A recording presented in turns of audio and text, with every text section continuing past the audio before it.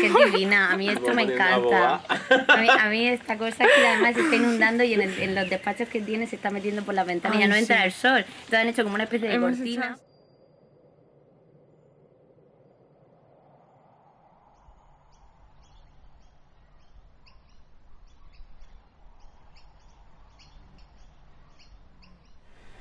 Pues esta charla me la pidieron para unos encuentros que hacen en los Caixa Forums con artistas y bueno, me escribieron para pedirme que hiciera una charla performance como una especie de encuentro eso, con el público, una forma de acercarte al público igual de otra forma, que el público pudiera intervenir y preguntarte cosas y bueno, más como un diálogo que como los conciertos, porque yo en los conciertos ya son bastante charlas, que doy unas chapas tremendas.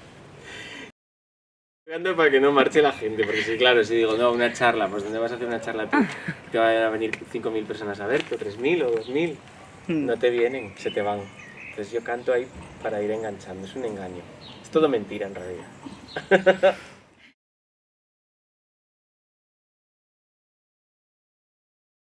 Bueno, yo siempre pienso que el folclore es como la expresión cultural viva de un pueblo, entonces, bueno, con ese precepto casi puedes considerar folclore cualquier tipo de arte popular, de baile, tanto de danza como bueno, incluso hoy podríamos extenderlo a muchas más cosas, ¿no? Lo que sí que tiene que tener es un código compartido para mí, entre varias personas que puedan tener una comunicación y se sientan identificados con él y todos lo puedan manejar en una medida más profunda u otra. Entonces para mí, aparte de la música tradicional, que para mí sigue funcionando como folclore, podríamos meter dentro de ella pues otras músicas.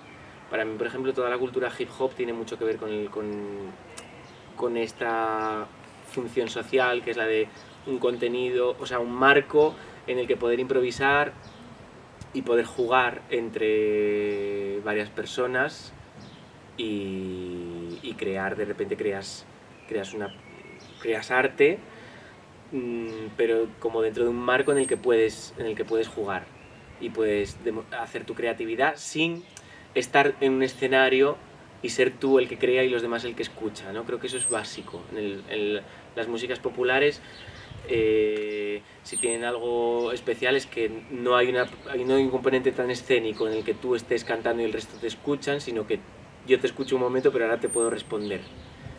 Y eso pues lo tiene el hip hop, lo puede tener el jazz en sus partes más originales, luego ya cuando se sube al escenario igual no tanto. Y la música tradicional creo que es muy propio de ellas.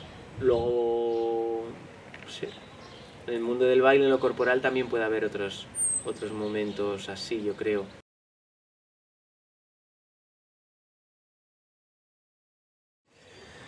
Bueno, es también patrimonio del hombre, ¿no? Pero sobre todo la mayor parte del repertorio pues era utilizado por las mujeres, era patrimonio de ellas porque me refiero al repertorio vocal.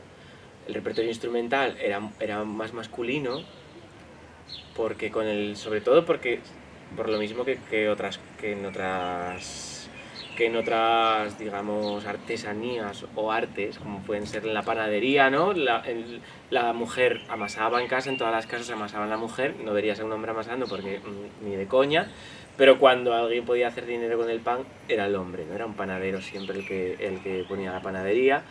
O lo mismo con la cocina, que las mujeres son las que cocinan y las que cocinaban en casa. Ahora ya no tanto, pero bueno, sí, antes eran las mujeres exclusivamente las que cocinaban, pero sin embargo cuando alguien podía vender la comida hecha, era un hombre el que era el cocinero. Y con la música tradicional pasaba un poco lo mismo. En el ámbito doméstico era la mujer la que cantaba, tocaba la pandereta, la que tocaba para el baile, porque la que tocaba para el baile, la figura de la tocadora, de la panderetera, no era una figura de prestigio, era una figura de, bueno, tú ponte ahí a tocar para que nosotros bailemos. Lo importante era el baile y la que tocaba pues era un poco la que entretenía. Entonces no se iba a poner un hombre a tocar porque era como una figura más de pringao el que estaba tocando, ¿no? Respecto al que bailaba. Entonces un hombre no se iba a poner a tocar para que el resto se divirtiera, a no ser que cobrara un dinero. Por eso creo que el folclore es patrimonio de la mujer, porque no se puede negar, igual que no se puede negar que el flamenco es eminentemente del pueblo gitano. El pueblo gitano tiene una parte fundamental en el flamenco, por eso creo que es patrimonio de la mujer, porque la mujer tiene una parte fundamental en toda la transmisión del conocimiento folclórico y tradicional.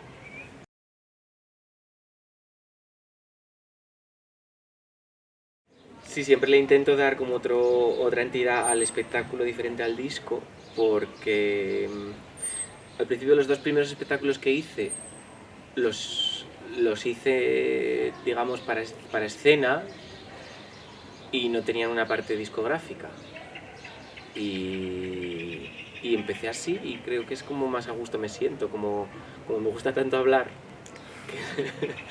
pues en el disco no puedo expresar toda esa parte, todas esas historias, esa imaginería, y en el espectáculo sí. Entonces, para mí lo principal viene siendo, o venía siendo hasta ahora el espectáculo. Sí que es verdad que con Manual de Cortejo tiene mucho peso el disco, pero igualmente al llevarlo a escena quise darle otra entidad diferente y llamarlo de otra forma, porque sí, porque es que en un disco es una parte nada más, y el mundo tradicional no es cantar solamente. Si solo haces música o solo cantas, hay toda una parte que te dejas fuera y que no sirve para entender todo el global, que es que está todo entrelazado. Tú hasta que no sabes bailar no sabes tocar bien la pandereta.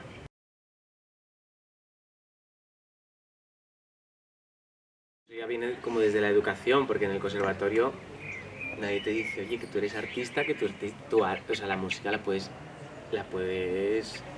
cruzar con el teatro, con la danza, o sea, todo te va a alimentar y vas a entender mucho mejor la música si utilizas el cuerpo. Nadie te dice eso en un conservatorio, que estás 14 años estudiando ahí. En 14 años nadie te puede decir que el cuerpo te va a ayudar a entender mucho mejor la música. Entonces, bueno, sí, estamos como que cogemos una disciplina y entonces a partir de tu decisión, que es con 8 años o con 12 años, ¡pum!, ya eliges un camino que dices tú, oye, pero qué mal, ¿no? Qué pobre, qué mirada más pobre, más cerrada.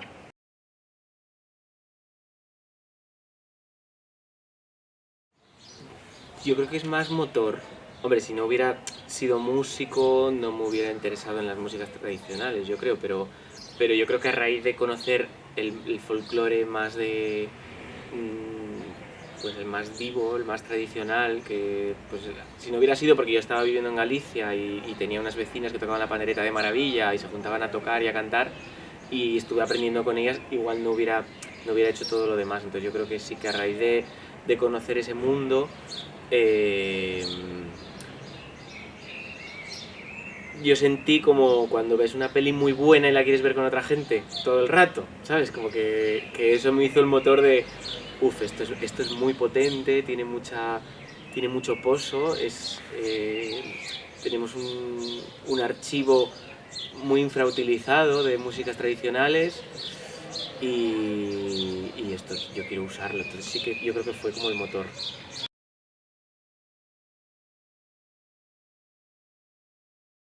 Cuando yo empiezo a hacer más cabaret o empiezo a hacer más... Bueno, empiezo a hacer yo solo mis espectáculos, pues sí que me interesa toda esa parte performativa de llamar la atención del público o hacer un poco de crítica social también a través de la música tradicional y sobre todo mi cuerpo. A mí al principio me gustaba mucho desnudarme y entonces me gustaba desnudarme porque eso provoca una liberación en mí y también una liberación en el público, pero mucha liberación. O sea, el desnudarse tiene una potencia increíble, que yo no entiendo por qué, porque es una cosa supernatural, pero cuando estás cantando, claro, y hacer todo eso además desde la música tradicional, cuando yo me cantaba una tonada tradicional y mientras me cantaba una tonada me iba desnudando hasta quedarme completamente desnudo, eso de repente era como un fuego que va ahí, la gente lo siente como tú, de verdad. Es una forma muy fácil de compenetrar la energía del público y el artista y de llegar a momentos muy explosivos gracias a eso.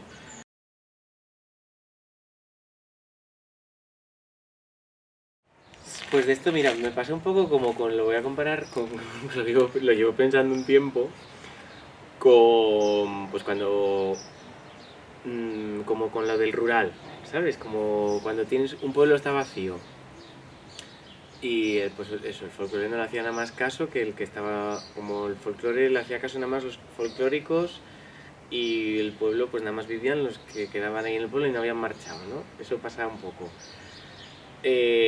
Al principio vives con mucha ilusión que empieza a llegar gente al pueblo y que empieza la gente, por lo tanto, que empieza la gente a mirar para el folclore, pero ya empiezas a ver como que la gente que viene al pueblo empieza a plantar sus setos de 2 metros y no participan en nada en el pueblo, se hacen un garaje, llegan con el coche al garaje y no pasean por el pueblo ni participan en nada, compran todo en el Mercadona de la ciudad que está a 30 kilómetros, no se sabe el nombre de ningún vecino y entonces ya empiezas a decir, uy, que igual no era tan guay que se venga, no es tan guay que se venga la gente al pueblo así sin matizar, ¿no?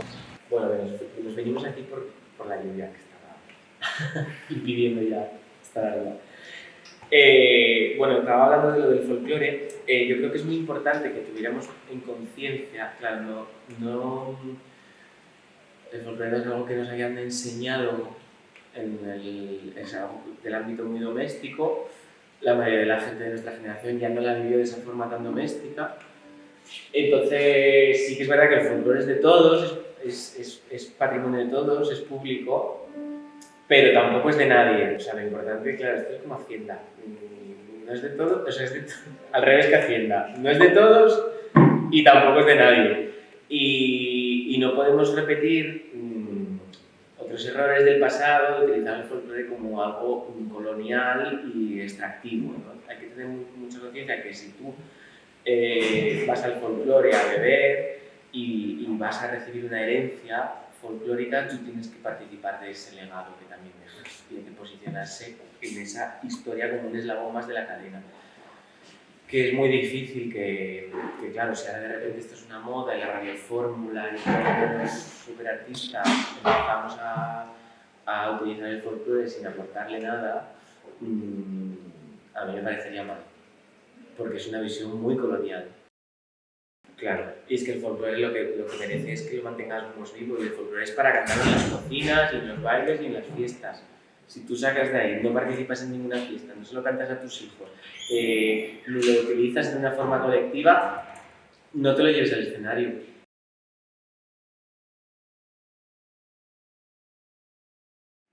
Pues para mí, indudablemente, el mayor logro del folclore es hacernos partir todos de un mismo lugar y hacer algo compartido. El folclore es como una lengua.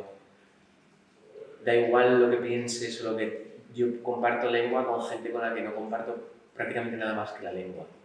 Y el folclore hace lo mismo. Compartimos canciones, compartimos melodías con personas que en principio no compartiríamos nada más, pero de repente podemos estar sin darnos cuenta en una fiesta compartiendo canciones y compartiendo una noche y bailando y cantando toda la noche sin pararnos a pensar qué opina la otra persona del mundo.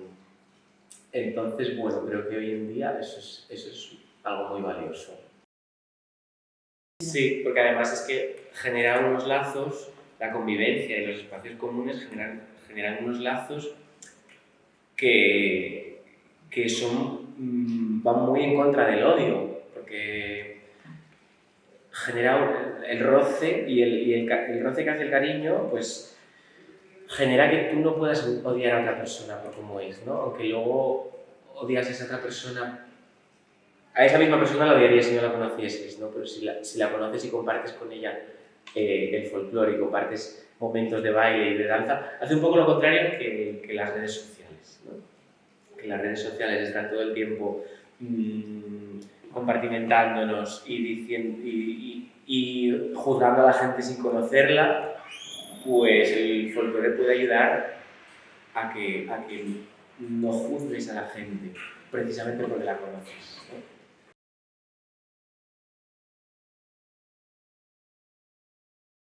Pues mira, mi novio siempre me dice que cuando más le gusta verme es cuando hay pequeños aforos. Porque él, claro, me conoce desde que me conocí en un concierto, vinieron 5 personas a verme, que luego lo contaré.